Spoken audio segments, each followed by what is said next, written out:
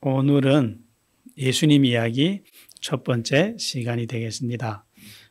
지금까지는 메시아 맥을 통해서 창세기부터 말라기까지 계시하셨던 하나님이 그 메시아에 대한 예언들을 이렇게 봤어요. 그러면 오늘부터는 그 예언하셨던 메시아가 왔어요. 와서 그분이 하셨던 말씀들과 행동들과 우리를 위해서 하셨던 업적들과 그 모든 것을 메시아의 시각으로, 하나님이 우리에게 보내주신 구원자의 시각으로 다시 보겠습니다. 다시 설명드리려면 예수님 이야기는 마태, 마가, 누가, 요한복음을 다 한데 모아서 믹서기에 놓고 시간 순으로 다시 쭉 빼서 보겠습니다.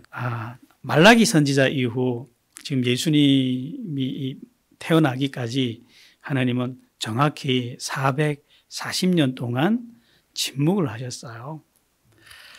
하나님이 침묵을 하시면 어떤 일이 일어나실까요? 우리는 알아요. 하나님의 말씀이 사라지면, 하나님이 개입이 사라지면 세상이 어떻게 변하는지 우리 북한 사람들은 알아요. 북한에서 그런 세상을 살아봤기 때문에. 말씀이 사라지니까 대혼란이 일어나기 시작했습니다. 사람들은요, 자기들이 죄를 짓고 잘못을 해도 자기들이 지금 잘못된 상태라는 것을 알지를 못했다고 그래요. 마치 이런 거예요. 내가 병이 들어서 지금 살이 썩고 그 눈도 멀고 귀도 안 들리는데도 나는 온전해. 이러고 앉아있는 거하고 똑같은 상황이 펼쳐진다는 거예요. 그럼 정말 심각하겠죠. 만약 자기가 병이 들었다고 해도 내가 병 들었네 하고 안다면 이건 가능성이 있어요. 자기 병을 고치려고 막 여기저기 뛰다니면서 노력을 할 거잖아요. 그런데 아니야, 난 병든 거 없어. 정상이야. 이러면 이건 방법이 없습니다. 하나님의 말씀이 사라지니까 그런 세상이 왔다는 거예요. 바리새인들과 종교 지도자들의 가르침을 따라서 열심히 예배드리고 제사를 드리면 드릴수록 사람이 더욱더 선해지고 거룩해져 가는 것이 아니라 더욱더 악해져 가는 거예요. 안에서 끝도 없는 내전이 일어났고 서로 분파와 파당으로 갈라져 나갔고 또 분파끼리 싸움이 일어났고 그러다가 결국 로마의 나라를 뺏깁니다. 이 나라는. 당시 로마 제국은 자기가 점령한 나라들의 자치권을 허용했던 제국이었어요. 그래서 자기네 나라 사람들끼리 왕도 세우고 이렇게 하게 해줬어요. 그런데 이 이스라엘은 왕도 자기 민족이 아니에요. 헤롯이라는 사람이 당시 왕이었는데 이 사람은 이방인입니다. 에돔 나라 사람이에요. 모든 것이 어둠에 빠졌어요. 영적으로는 말할 수 없는 어둠에 빠졌습니다. 여러분, 영적으로 어둠에 빠지면 어떻게 되는지 아세요? 이렇게 됩니다. 어디에도 기쁨이 없어요. 희망도 없어요. 배불리 먹어도 배부르지 않고요. 많이 가져도 만족이 없어요. 아무리 기도하고 아무리 기부하고 아무리 선행을 해도 마음속에 기쁨이 없어요. 마음속에 공허하고 허무합니다. 영적으로 어두워지면 이렇게 됩니다. 여러분들은 이런 상황을 경험해 보셨을 거예요. 아무리 예배를 드려도 하나님은 점점 더 모호해지고 하나님은 점점 더 멀어집니다. 하나님이 인간에게 주신 법이 있었어요. 유대인들에게는 하늘에서 내려온 율법이 있었어요. 하나님이 주신 율법이 있었는데 이 율법은 사랑을 가르치기 위해서, 사랑을 보여주기 위해서 주신 율법인데 이 사랑의 율법은 완전히 왜곡이 돼서 수백만 가지 규례만 남았고 사람을 괴롭히는 규례만 남았어요. 공의로움도 없고 의로움도 없고 그냥 이익과 탐욕, 쾌락을 추구하면서 사방에서 전쟁이 벌어지고 강한 자는 약한 자를 꺼리낌 없이 약탈하면서도 자기가 잘못됐다는 것도 알지 못했어요. 그러면서 자기도 거룩하다고 생각하기 시작했어요. 왜 이렇게 됐는지 아세요? 하나님한테 할 건 다 하거든요. 제사도 드리고 예배도 드리고 헌금도 하고 기도도 금식도 기부도 엄청나게 많이 하니까, 그러나 그 정신은 빠지고 형식주의가 충만하니까 사람들은 자기가 선하다고 생각하는 거예요. 모든 것이 진심이 깃들지 않은 거칠의 형식주의로만 진행을 하다 보니까 제사장들은, 종교 지도자들은 로마의 정치 세력과 결탁해서 함께 백성들을 착취하기 시작했고, 특히 성전에 있는 제사장들은 성전을 우상시하는 타락한 신앙으로 하나님에 대한 믿음을 바꿔버렸어요. 하나님을 사랑하지 않아도 성전에 와서 거창한 제사만 지내면 다 된다는 식으로 하나님의 사랑을 왜곡했습니다. 여기에 반발해서 바리새파 사람들은 하나님에 대한 경건을 극단적인 율법의 수행으로 바꿔버렸어요.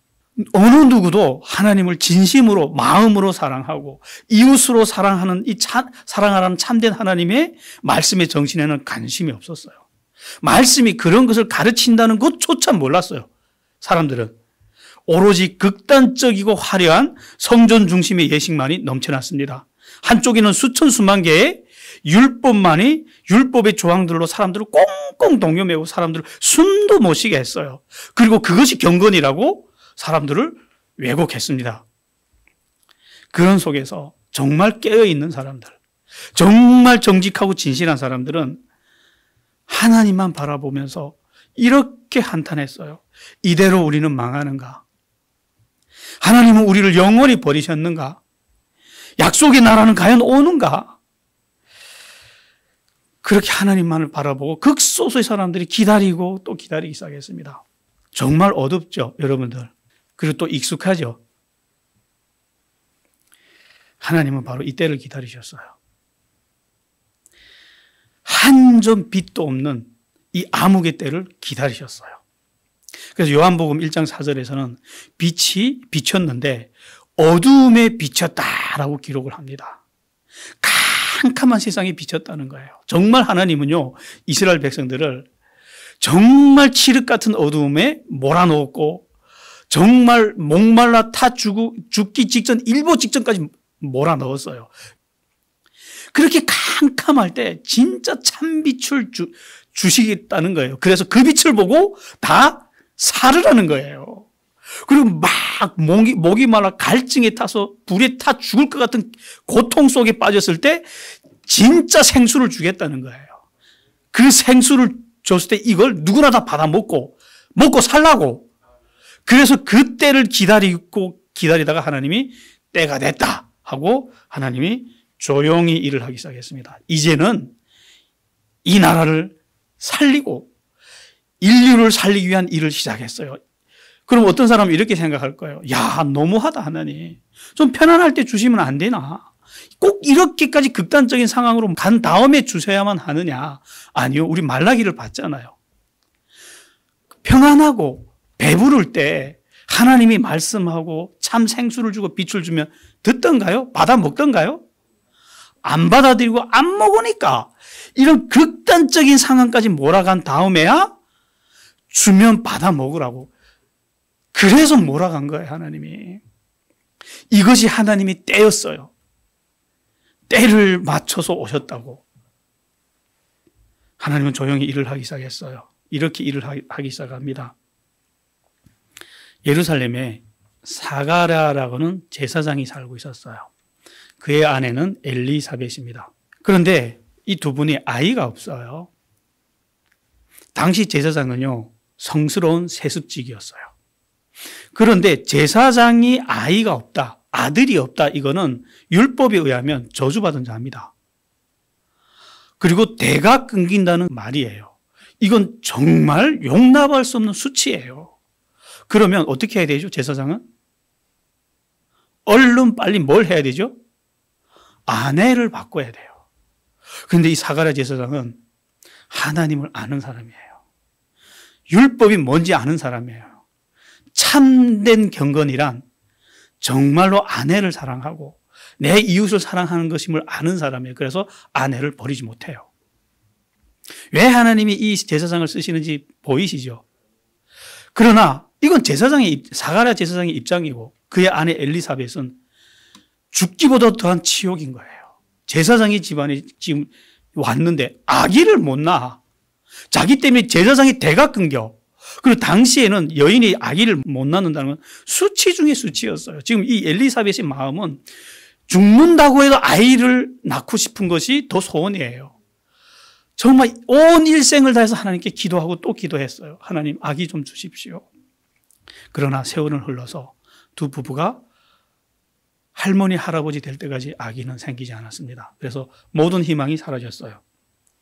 그러다가 어느 날 제사장들이 모여서 성전에 들어갈 제사장을 뽑기 시작했어요. 제비를 뽑는데 그 제비가 사가랴 제사장에게 온 거예요. 그래서 사가랴 제사장이 성전으로 들어가서 성전 안에서 행해야 될 제사장의 직무를 행하기 시작합니다. 들어가서 제일 먼저 이렇게 기도하는데 갑자기 분향단 옆에 가브리엘 천사가 나타난 거예요. 와, 이 사가랴 제사장이 얼마나 놀랐겠어요? 너무 놀래가지고 두려워서 이렇게 떠니까 가브리엘 천사가 이렇게 말합니다.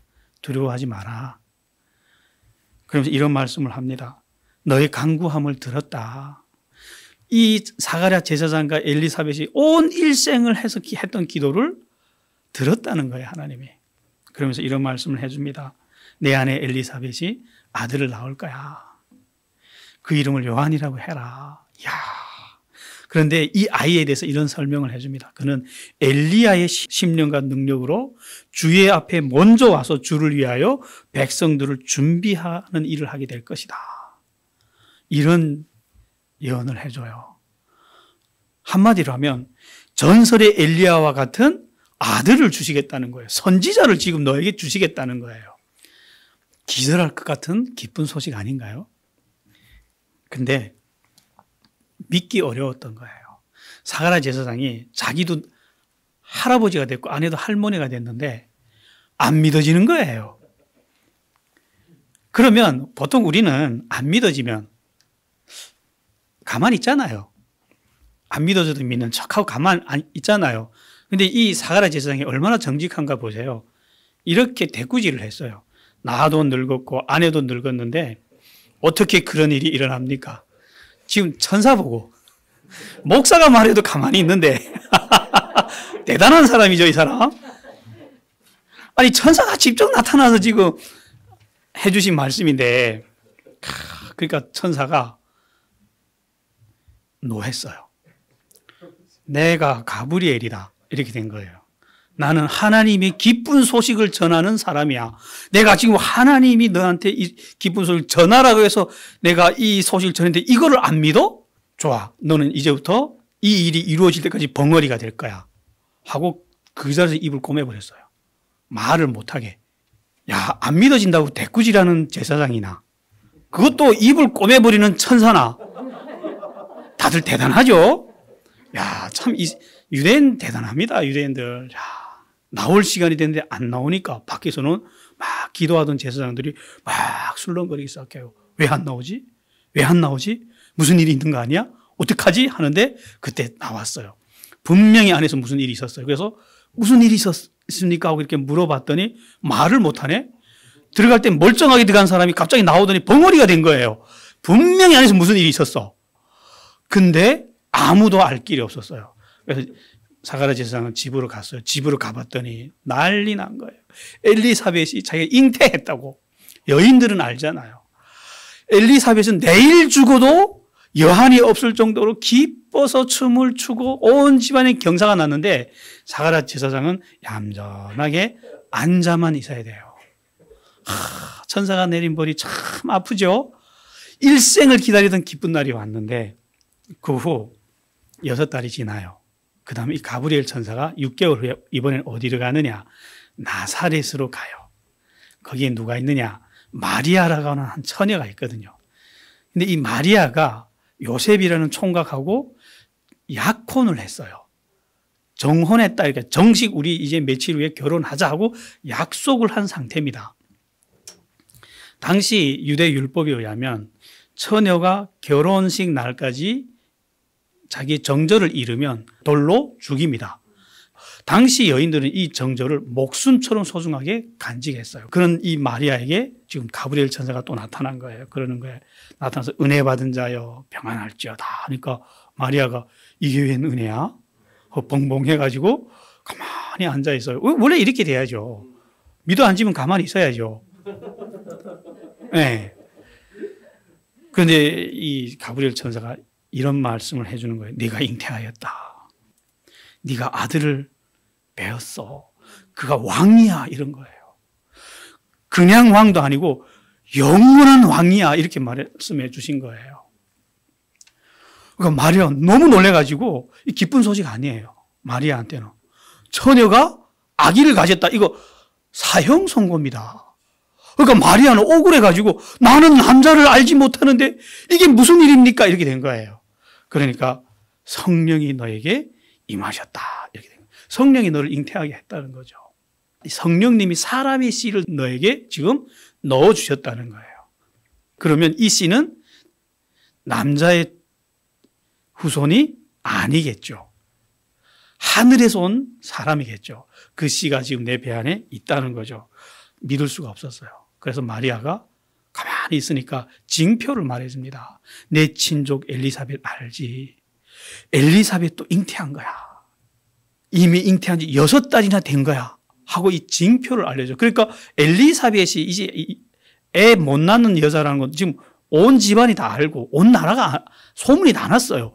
그런데 엘리사벳이 잉태했다니까 이것이 징표가 되니까 마리아가 받아들여요. 그리고 주의 종인이 말씀대로 내게 이루어질 것입니다. 그래요. 제사장의 믿음과 한 어린 여인의 믿음이 너무 다르죠. 누가 믿음이 더 좋아요? 이 일이 있은 이후 마리아가 그 즉시 엘리사벳에게 달려가요. 거리가 어떻게 되냐면요. 거리가 대충 예루살렘까지 7, 80km 정도 돼요. 그러면 한 200리 정도가 됩니다. 우리 작은 거리가 아니죠. 옛날에 하면 거의 이틀길이에요. 그 이틀길을 이 여인이 그냥 겁도 없이 그 강도와 도적대가 우글거리는 그 길을 혼자서 막 달려간 거예요. 자기에게 천사가 나타났으니까. 그래서 막 달려가서 엘리사벳이 집에 가봤더니 진짜 임신한 거예요. 그때 마리아가 왔더니 이 엘리사벳이 배 안에 있던 아이가 반응하는 거예요. 그냥 엄마 배 안에다가 발도 내밀고 손도 내밀고 이러면서 막 기뻐 뛰노는 거예요, 아이가. 그러니까 두 여인이 이 기적으로 아이를 뵌 두 여인이잖아요. 그러니까 공통점이지가 얼마나 좋겠어요. 너무 좋아가지고 3개월을 같이 살았대요. 거기서. 그래서 마리아가 와서 막 떠드니까 사가랴는 알아. 근데 말을 할 수가 없어. 나에게 나타났던 천사가 마리아에게도 나타났구나 하는 거. 그럼 사가랴도 이거 모든 걸 지금 다 듣고 있는 거예요. 그러나 이 모든 일이 어떻게 됐는지는 사가랴는 알지만 말을 할 수 없는 거예요. 그걸 불신했던 이유 때문에 한쪽에 비켜놨죠. 사가랴 제사장은. 안 그러면 축복해주고 기도해줘야 될 사람이 기도도 못하고 가만히 있는 거죠.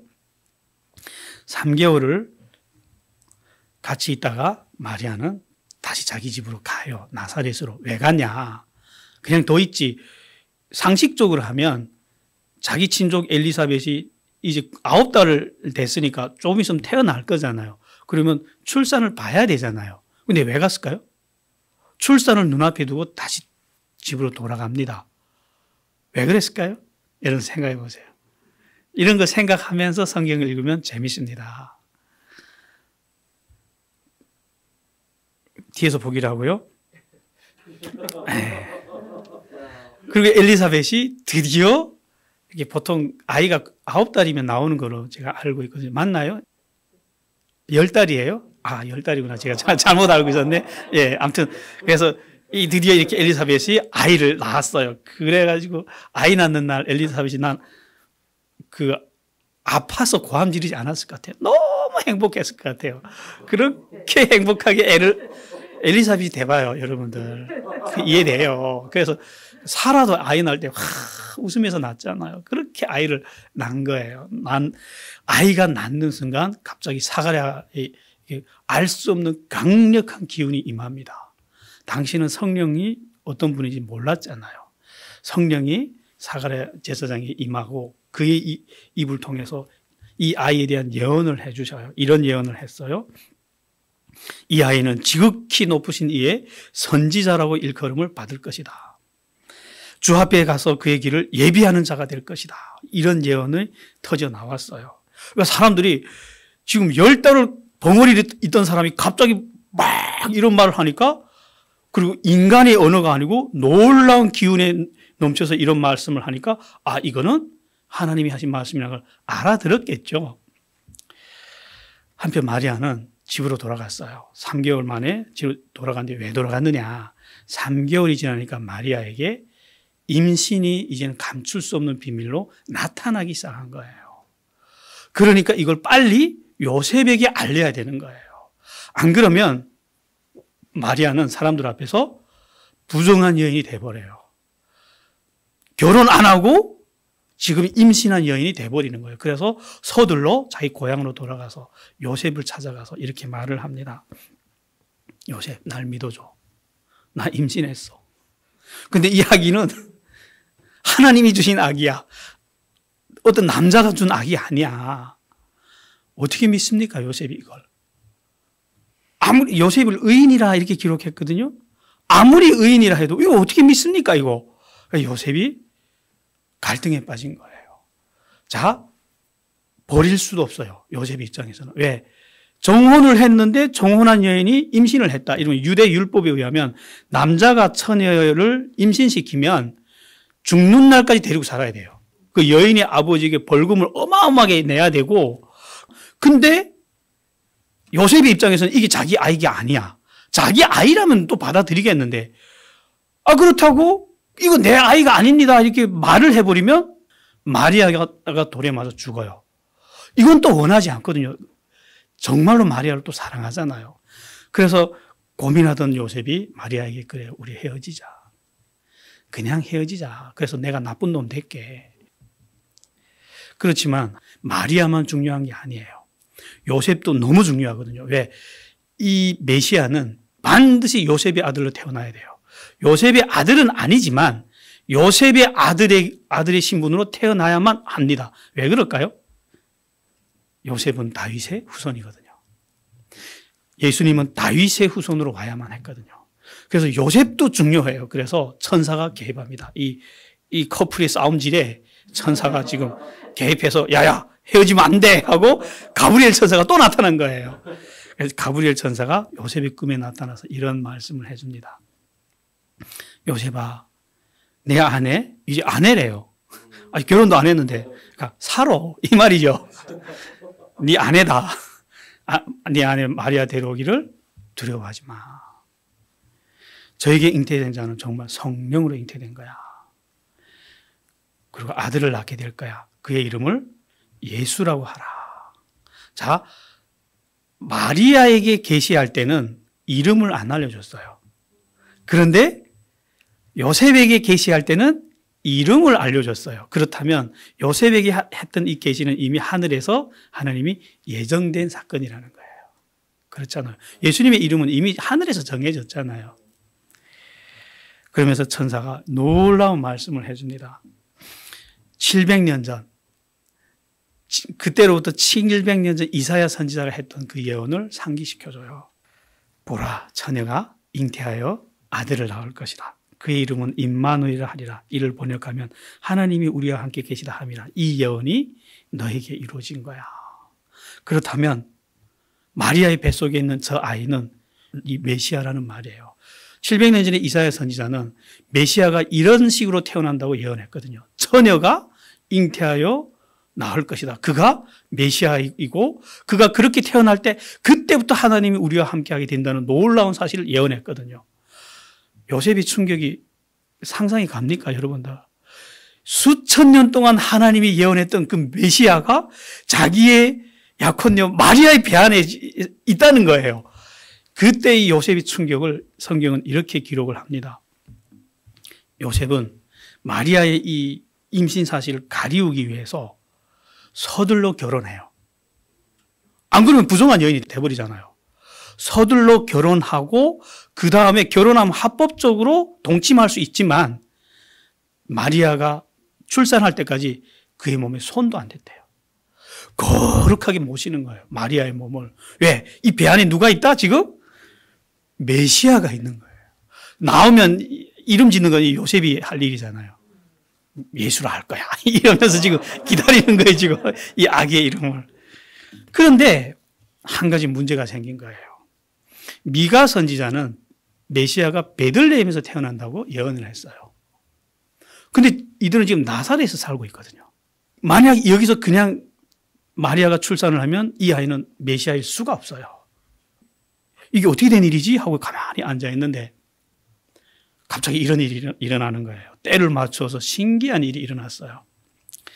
당시 로마 제국의 황제가 아우구스투스라는 황제가 로마를 다스리던 때예요. 그런데 세계사를 보면 실제로 이때 이 로마 황제 아우구스투스가 인구조사를 2번 했다고 나와요. 세계사에서도. 근데 이 황제가 왜 그때 역사적으로 처음으로 인구조사라는 걸 했냐면요. 이 거대한 로마 제국 안에 도대체 사람이 몇 명 살고 있는지 모르겠거든. 근데 이 몇 명 살고 있는지 알아야 그 머리 숫자에 따라서 세금을 정하고 세금을 걷어야 나라가 계획적으로 안정되게 이렇게 돌아갈 수 있는데 그걸 모르겠으니까 그래서 인구조사를 하라는 로마 황제 명령이 내려왔어요. 그래서 인구조사를 하려면 사람들이 자꾸 왔다 갔다 하면 안 되잖아요. 그래서 모든 사람은 자기 고향으로 돌아가서 호적 신청을 해서 호적이 자기 이름을 올려라 이렇게 돼서 갑자기 고향으로 돌아가라 하는 명령이 떨어진 거예요. 요셉이 지금 베들레헴 사람인 거예요. 그때야 요셉이 내가 베들레헴 사람이지 가야 되는구나 하고 베들레헴으로 떠나기 시작한 거예요. 근데 이미 마리아는 만삭이에요.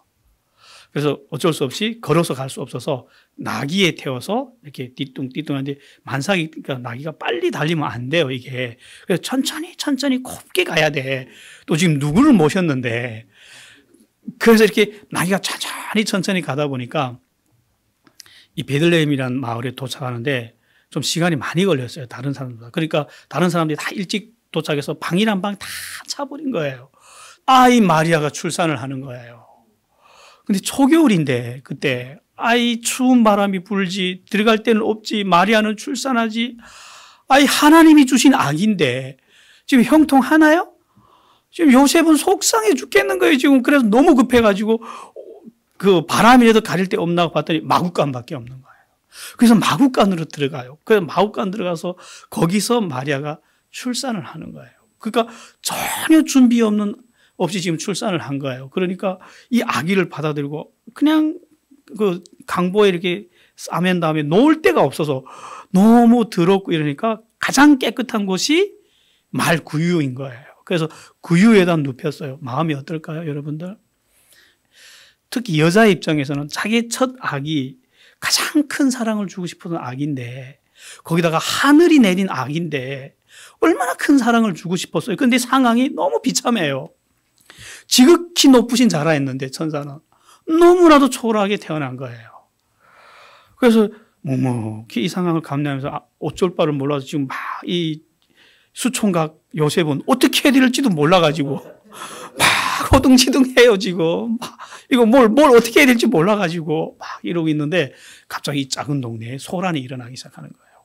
갑자기 들판에서 그 양을 치던 목자들이 양을 다 팽개치고 이 작은 마을에 들이닥쳐가지고 집집마다 돌아 마구간을 들추는 거예요. 애기 없냐고. 그러더니 이 마구간에 딱 들어보더니 구유에 누인 아기를 보더니 찾았다 하더니 들어와서 막 흥분하고 기뻐하고 막 지들이 애기 난 것처럼 그렇게 좋아하는 거예요. 그래서 이 두 부부가 왜 이러지 하고 가만히 앉아있는데 이 목자들이 이런 얘기를 해줘요. 자기들이 밤에 양들을 지키고 이렇게 밤에 이렇게 앉아있는데 주의 사자가 천사가 갑자기 나타났대요. 그래서 너무 무서워서 막 그러고 있는데 두려워 말라. 내가 온 백성에게 미칠 큰 기쁨의 소식을 너희에게 전해줄게 하면서 오늘 다윗의 동네에서 구주가 태어났어. 가봐라.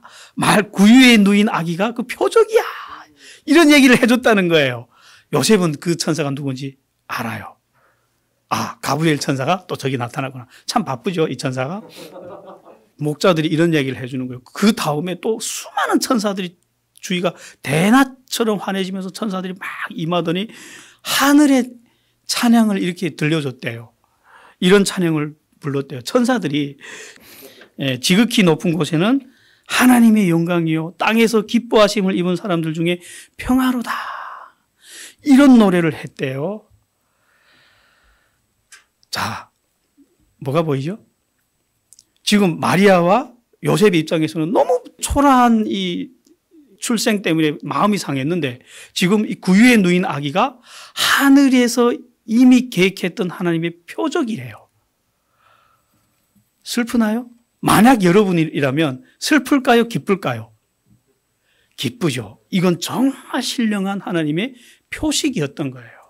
이것이 구원자의 탄생이야. 이 아이가 구원자 하는 걸 이 사람들한테 알려주는, 세상 사람들에게 알려주는 표시였던 거예요. 그래서 막 기뻐하는데 갑자기 웬 할아버지 세 사람이 또 찾아온 거예요. 이 사람들 뭐지 하고 봤더니 외국인들인 거예요. 그러면서 막 이분들이 이런 얘기를 하는 거예요. 우리가 구세주가 태어났다는 걸 별을 보고 알았다는 거예요. 그 별을 따라서 여기까지, 그 별의 인도를 따라왔는데 여기까지 오게 됐다는 거예요. 그러면서 이분들이 와서 이 아이를 향해서 경배합니다. 경배하면서 기뻐하고, 그런데 이 사람들이 이런 걸 내놔요. 황금과, 이래야 눈이 좀 떠지죠? 유황과 모략, 이런 것들을 이렇게 내놓는 거예요. 이게 당시에는요, 엄청난 돈이에요. 황금도 돈이지만 유황, 몰약, 다 값비싼 이 물건들이에요. 이런 걸 이렇게 이 아기 앞에 내놓는 거예요. 그러면서 같이 기뻐하고 천사들이 불렀다는 그 찬양을 서로 들려주면서 아마 그들은 곡은 알았을 거예요. 그래서 천사들이 이렇게 불렀다고 그러면 그 찬양을 따라 부르면서 막 기뻐해서 자, 뭐가 보이나요?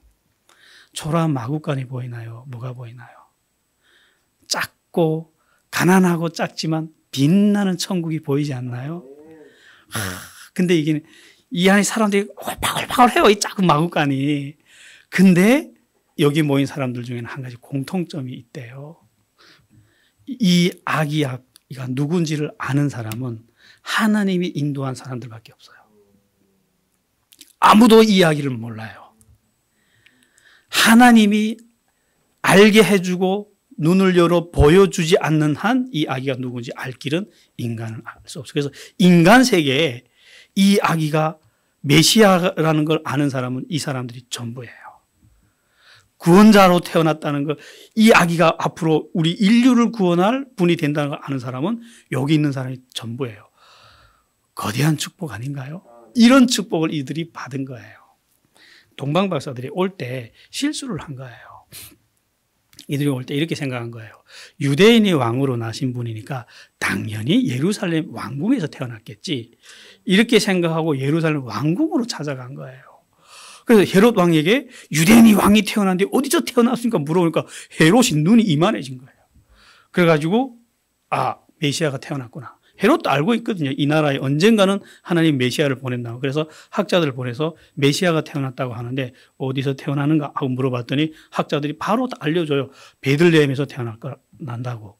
그래서 베들레헴으로 가라고 해서 베들레헴에 온 거예요. 그래서 헤롯 왕이 그런 거예요. 나도 그분께 경배하고 싶으니까 오면서 누군지 좀 알려달라.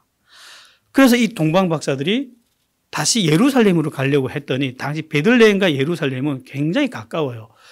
그래서 동방 박사들이 그 왕의 부탁도 있고 해서 예루살렘으로 가려고 하는데 성령님이 나타나서 그쪽으로 가지 마. 그냥 다른 길로 해서 돌아가 해서 박사들이 그냥 다른 길로 해서 갑니다. 오늘은 여기까지 하겠습니다. 기도할게요. 하나님, 예수님의 태어남을 보았습니다. 메시아의 태어난 것을 우리가 보았어요. 하나님, 이제부터 이 태어남이 우리에게 또 온 세상에 얼마나 거대한 사건이 되는지 우리로 보게 하여 주시옵소서. 예수님 이름으로 기도했습니다.